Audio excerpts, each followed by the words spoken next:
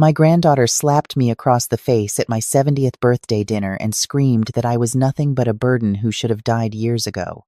I fell against the corner of the mahogany sideboard, my reading glasses cracking beneath me, blood trickling from a split lip onto the cream silk blouse I had bought especially for that evening. 23 people watched in frozen silence. Not one of them moved to help me up. What my granddaughter didn't know, what none of them knew, was that by sunrise the next morning, her entire world would be dismantled brick by brick. When she finally checked her phone at 8:47 in the morning, she would find 89 missed calls, 31 voicemails, and a certified letter waiting at her front door that would change the rest of her life. My name is Eleanor Whitcomb, and for 42 years I ran Whitcomb Publishing out of a brick building on Boylston Street in Boston. I built that company from a single desk and a borrowed typewriter into one of the most respected independent publishing houses on the East Coast. I raised my daughter Margaret alone after my husband David passed from a heart attack at 46. And when Margaret died of ovarian cancer at 38, leaving behind a frightened little girl with blonde pigtails and a teddy bear she refused to let go of, I became everything to that child. Mother, father, grandmother, home. My granddaughter Caroline was 9 years old when she came to live with me in the brownstone on Beacon Hill. She cried every night for 3 months.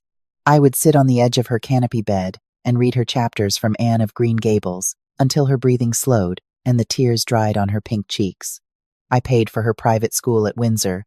I paid for her ballet lessons, her horseback riding at the stables in Hamilton, her summers at camp on Lake Winnipesaukee. When she wanted to study art history at Brown, I wrote the check without blinking. When she married Preston Ashford, the son of a Connecticut insurance dynasty, I gave them the down payment on a 5-bedroom colonial in Wellesley and a honeymoon in the Amalfi Coast. When she decided she wanted to start her own boutique literary agency, I handed her a trust fund of nearly $2 million and made her a vice president at Whitcomb Publishing with a corner office overlooking the Common. I gave her everything I had to give. And on the night of my 70th birthday, she gave me a split lip and a cracked rib in front of 23 witnesses. The dinner was held at my brownstone, the same house where Caroline had grown up, the same dining room where she had blown out candles on 21 birthday cakes. I had hired caterers from a little French place in the South End. I wore pearls that had belonged to my mother. My longtime attorney Harrison Pike was there, a man I had known for 35 years. So was my accountant Franklin Delacroix, and my oldest friend Dorothy Chamberlain, and 3 senior editors from the company, and Caroline's in-laws, the Ashfords, and Preston's business partners, and a handful of neighbors from Beacon Hill who had watched Caroline grow up. Caroline arrived 40 minutes late. She walked through my front door in a champagne-colored dress that cost more than most people earn in a month, her hair swept up in a chignon, her wrist flashing with the diamond tennis bracelet I had given her for her 30th birthday. Preston followed behind her, adjusting his cufflinks, not meeting my eyes. Their 3-year-old son Theodore was not with them. When I asked where my great-grandson was, Caroline waved her hand dismissively and said the nanny had him. I should have known something was wrong the moment she walked in. She didn't hug me. She didn't wish me a happy birthday. She scanned the room the way a hawk scans a field, looking for prey. When we sat down to dinner, I found my name card had been moved. I had placed myself at the head of the table, as was custom. But Caroline had rearranged things. My card now sat at the far end, near the door to the kitchen, while hers had been placed at the head. I didn't say anything. I simply picked up my plate and walked to the seat she had assigned me. Dorothy caught my eye from across the table and gave me a look that said, "We will talk about this later." I nodded and tried to smile. The first course was served. The second. By the time the sommelier poured the wine to accompany the lamb, Caroline had already finished her second glass of Bordeaux. Her cheeks were flushed. Preston was murmuring something to her under his breath, but she waved him off. Then, somewhere between the salad and the main course, Caroline stood up. She lifted her glass, and for a moment I thought she was going to make a toast. My heart swelled a little. I thought, perhaps, she was going to say something kind after all. "I'd like to make an announcement," she said, and her voice was loud enough to cut through every conversation at the table. The room went quiet. "Preston and I have decided it's time for some changes at Whitcomb Publishing." As of next Monday, I will be assuming the role of Chief Executive Officer. My grandmother has done wonderful work over the years, but frankly, the company needs new blood. It needs a vision that isn't stuck in 1985. My hand tightened around my wine glass. I felt the blood drain from my face. Harrison Pike set his fork down very carefully. Franklin Delacroix's mouth opened slightly. Dorothy's eyes went wide. "Caroline," I said, keeping my voice as steady as I could, "this is neither the time nor the place. We can discuss the future of the company in my office on Monday morning." "No," she said. And she smiled the way a person smiles when they think they have already won. "We're going to discuss it now. Because frankly, Grandma, you've had your time. You're 70 years old. You should be at a cottage in Nantucket, knitting or whatever it is you do. You're embarrassing yourself by clinging to a company that needs to modernize." I stood up slowly. My knees were trembling, but I kept my chin high. "Caroline, I am going to ask you to sit down and apologize to everyone at this table. And then you and I are going to have a private conversation." She laughed. A short, ugly, barking laugh that I had never heard from her before. And then she walked, very deliberately, from her seat at the head of the table to where I was standing near the kitchen door. "You don't get to tell me what to do anymore," she said. Her voice was low, dangerous. "Do you know how humiliating it's been, working under you? Everyone treating me like the boss's granddaughter? Do you know how Preston's family laughs at us behind our backs because you still control everything? You're a burden. You should have died years ago, like Mom did, and let the rest of us live our lives." The words hit me harder than any physical blow could have. I actually gasped. I took a step back, and my hip bumped against the sideboard. And then she raised her hand and slapped me across the face. The sound of it cracked through the dining room like a gunshot. My head snapped sideways. My reading glasses flew off and hit the edge of the sideboard. I lost my footing. I fell, hard, my shoulder slamming into the corner of the furniture, my head hitting the wood floor. I felt something crack in my chest. I felt warm blood on my lip. I tasted iron. For perhaps 3 full seconds, nobody moved. I lay there on the floor of the dining room I had decorated with my own hands, in the house I had paid for with my own work, and I looked up at my granddaughter, standing over me with her champagne-colored dress and her diamond bracelet, and her face twisted into something I no longer recognized. And I understood something very clearly. For the first time in my life, this child, whom I had loved more than my own breath, was not my family anymore. She had stopped being my family the moment she decided I was a burden rather than a blessing. Harrison Pike was the first to move. He pushed his chair back, stood up, and walked around the table. Dorothy was right behind him. They knelt beside me. Harrison took my arm gently. Dorothy pressed a linen napkin to my lip. "Eleanor," Harrison said, "can you stand? Can you move everything?" "I can stand," I whispered. I did not cry. Every fiber in me wanted to, but I refused to give Caroline that satisfaction. Harrison and Dorothy helped me to my feet. I straightened my blouse. I smoothed down my hair. I looked around the dining room at the faces of 23 people, all of them frozen in horror, and then I looked at my granddaughter. "Caroline," I said, and my voice did not shake. "You have made your announcement. Now, I will make mine. You will leave this house tonight, and you will never set foot in it again. You will not come to my funeral. You will not inherit so much as a teaspoon from my estate. You thought tonight was your coronation. It was your execution." Preston rose from his seat. "Eleanor, please. She's had too much to drink. Let's not do anything rash." "Preston," I said, turning to him, "you married a woman you believed was going to inherit an empire. Let me save you some time. She will not. Now get her out of my house." I did not wait for a response. I turned, walked past them all with as much dignity as I could summon, and climbed the stairs to my bedroom. I locked the door behind me, and only then, only in the safety of my own room with the lock turned, did I allow myself to sit down on the edge of my bed and weep. But I only wept for 4 minutes. Then I wiped my face. I changed out of my blood-stained blouse. I splashed cold water on my cheek. I picked up the phone on my nightstand, and I called Harrison Pike, who was still downstairs in my foyer. "Harrison," I said, "come upstairs. Bring Franklin. We are going to work tonight." By midnight, My dining room had been cleared of guests and transformed into a war room. Harrison had brought his briefcase up from his car. Franklin was on his laptop. I sat at the head of my own table now, a cup of strong black coffee in front of me, an ice pack pressed to my ribs. Here is what my granddaughter did not understand about my company and about me. 42 years ago, when I built Whitcomb Publishing from nothing, I wrote the founding documents myself, with the help of a young Harvard Law graduate named Harrison Pike. I was a woman in 1984 starting a business, which meant I had fought for every contract, every line of credit, every inch of ground. I had learned early not to trust easily, and when I eventually brought Caroline into the company, when I made her a vice president and gave her a corner office and a six-figure salary, I did not give her ownership of anything. Not a single share. Whitcomb Publishing was held inside a private trust. The trust named me as sole trustee during my lifetime, with the power to designate and revoke beneficiaries at my own discretion.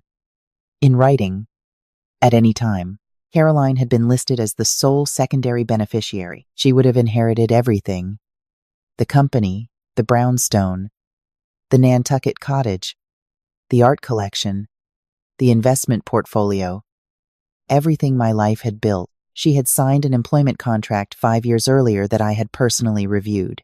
It contained a morality clause. It contained a termination for cause provision. It contained a non-compete agreement.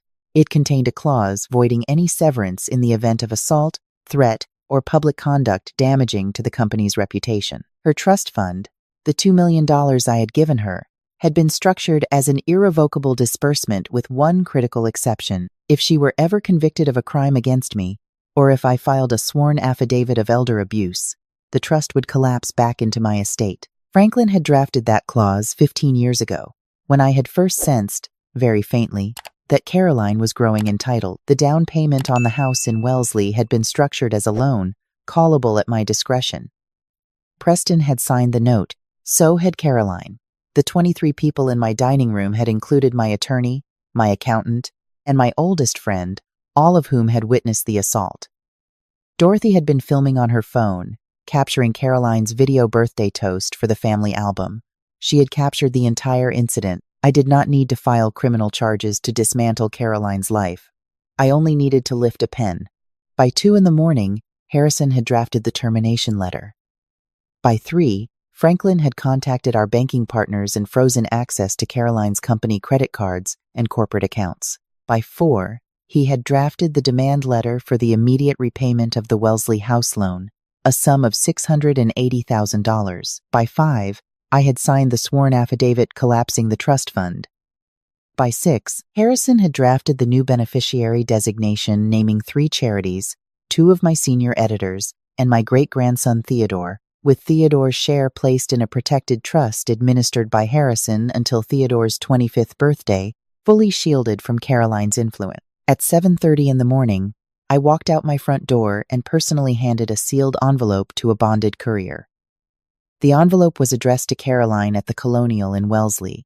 Inside were the termination letter, the trust collapse notice, the loan demand, the restraining order petition, and a single photograph Dorothy had taken on her phone, a photograph of me lying on the floor of my dining room with blood on my lip. I went back inside. I drank a second cup of coffee, and then I slept for the first time in 24 hours, without dreaming, with the sun streaming through the curtains of the same bedroom where I had rocked my granddaughter to sleep 30 years before. At 8:47 that morning, Caroline woke up. I would learn the details later from Preston, who called me a week after, weeping, begging for a sliver of mercy that was not mine to give. She had woken up with a hangover. She had reached for her phone. She had seen the missed calls, 89 of them, 31 voicemails, emails from the bank, emails from her credit card companies, emails from Harrison Pike's firm. The courier had already rung the doorbell. The envelope was in Preston's hand. She came unglued. She tried to drive to my house. Her car, the Range Rover she had leased through the company, had already been electronically flagged and was being tracked for repossession. She got to Beacon Hill, but the front door was locked and the security system had been updated. She pounded on the door for 20 minutes, screaming my name. A neighbor called the police. Caroline was given a formal trespass warning on her grandmother's front step. She tried to go to the office. Her keycard had been deactivated. Security at Whitcomb Publishing had been notified. She was escorted out of the lobby by a very polite young man named Miguel, who had been with the company for 6 years and who had always liked Caroline, but who, that morning, had been shown the photograph of me on the floor. By that evening, the story was everywhere in the Boston publishing community. By the end of the week, the Ashford family had retained their own attorneys and were seeking to distance themselves from Preston's marriage. By the end of the month, Caroline had been served with divorce papers. And through it all, she never once apologized to me. Not once. Not in the first week, when she left voicemails screaming that I was a vindictive old witch. Not in the second week, when she hired an attorney to sue me and was told by 3 different lawyers that she had no case. Not in the third week, when she finally understood that the woman she had underestimated had outmaneuvered her in a single night. It was Preston who came to me, 9 days after the birthday dinner, with tears in his eyes, begging me to reconsider for the sake of their son. I listened to him in my parlor for 40 minutes. I offered him tea, and then I told him gently that I would protect Theodore. That Theodore's inheritance was already secured in a trust he could not touch.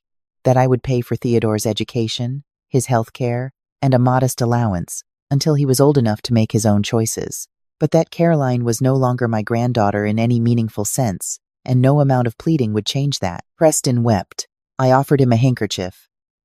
And then I walked him to the door. 6 months later, Caroline was working as an assistant at a small literary agency in Providence, Rhode Island.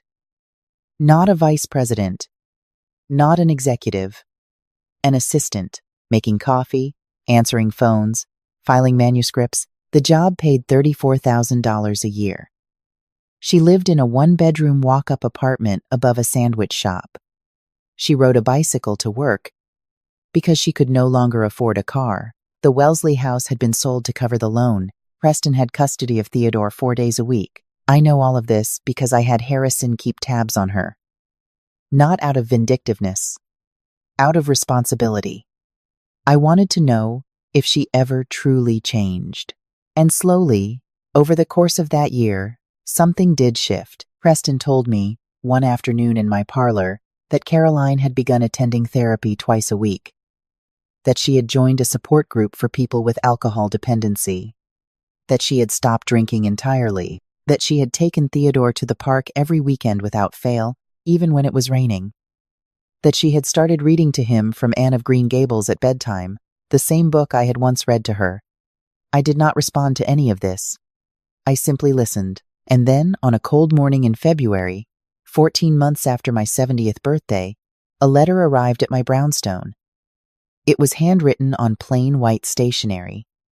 It was 11 pages long. Caroline had written it, she said, not to ask for anything, not to beg, not to negotiate. She had written it because she had finally understood what she had done, and she wanted me to know that she understood, even if I never forgave her, even if I never read another word from her again. She wrote about the night of the dinner, about how she had been drinking too much for years, about how Preston's family had been mocking her, calling her a nepotism hire, saying she would never amount to anything without me, about how the resentment had built up until it had poisoned her, about how she had lain in bed at night, hating me for being alive, because as long as I was alive, she would never be her own person. She wrote about what it had felt like to watch her life collapse, about how she had raged at me for 6 months before she had finally looked in the mirror, about how Theodore had asked her one night, in his small, clear voice, why great-grandma didn't come visit anymore, and she had not been able to answer him, about how she had sat on the floor of her bathroom and wept until she could not breathe. She wrote about the work she was doing in therapy, about how she had come to understand that I had not taken anything from her, that I had simply stopped giving her things she had never earned, that the burden I had been was not the burden she had accused me of being at the dinner table. The real burden had been on me, carrying her through a life she had refused to carry herself. She did not ask for forgiveness. She did not ask for her inheritance. She did not ask to come home. She asked only that, if I ever found it in my heart, I might allow Theodore to know his great-grandmother while I was still alive. Because Theodore, she wrote, deserved to know where his mother had come from and who I was, and what a remarkable woman had built the family he was now a small part of. I read the letter 3 times. I put it down. I walked to the window of my parlor and looked out at the bare trees of Louisburg Square. I thought about my daughter Margaret, who had died too young, who would have been heartbroken by all of this. I thought about the little girl with blonde pigtails who had clutched a teddy bear the first night she came to live with me. I thought about the woman in the champagne dress who had slapped me to the floor, and I thought about Theodore, who was now nearly 5 years old and who had my daughter's eyes. I picked up my fountain pen. I wrote a short letter back. 2 paragraphs. I told Caroline that I had received her letter and that I had read it carefully. I told her I was not ready to see her, and I did not know if I would ever be ready. But I told her that Theodore was welcome in my home any weekend she could arrange it, and that I would send a car for him myself. I signed the letter Grandmother, not Eleanor, not Mrs. Whitcomb, Grandmother, because whatever else Caroline had done, she had given me a great-grandson, and I would not allow my heart to close entirely. Theodore came to visit me for the first time the following Saturday. He was wearing a little blue coat and holding a picture he had drawn for me in his small fist. I met him at the front door. I knelt down, wincing only slightly at the old pain in my ribs, and I opened my arms, and he walked into them without hesitation. As I held my great-grandson in the foyer of the house where I had lived for 47 years, I thought about the woman Caroline might become, given enough time. I did not know if she would ever truly be my granddaughter again. That was a door I was not yet willing to open, and perhaps never would. But I thought about something my own grandmother had told me many years ago. On a porch in a small Vermont town, when I was a young girl learning about the world, she had said that forgiveness is not a gift you give to the person who wronged you. Forgiveness is a gift you give to yourself, so that the wound does not fester forever. You do not have to invite that person back into your life. You do not have to hand them the keys to anything. But you can forgive them, quietly, in your own heart, and walk forward without the weight. I have not yet forgiven Caroline. Perhaps one day I will. Perhaps I will not. But I sleep well at night. I run my company. I have my friends. I have my work. I have a great-grandson who draws me pictures and calls me Grandma Nor, which is what Theodore decided to call me the first day we met. And if any of you watching this have raised a child or a grandchild who has come to believe that your love is a debt they are entitled to default on, I will leave you with the only wisdom I have left to offer. Love is a gift. It is not a mortgage. The hand that feeds is not the hand that owes. And the woman who built the table is the woman who decides who gets to sit at it. My name is Eleanor Whitcomb. I am 71 years old, and I am still the head of my own table.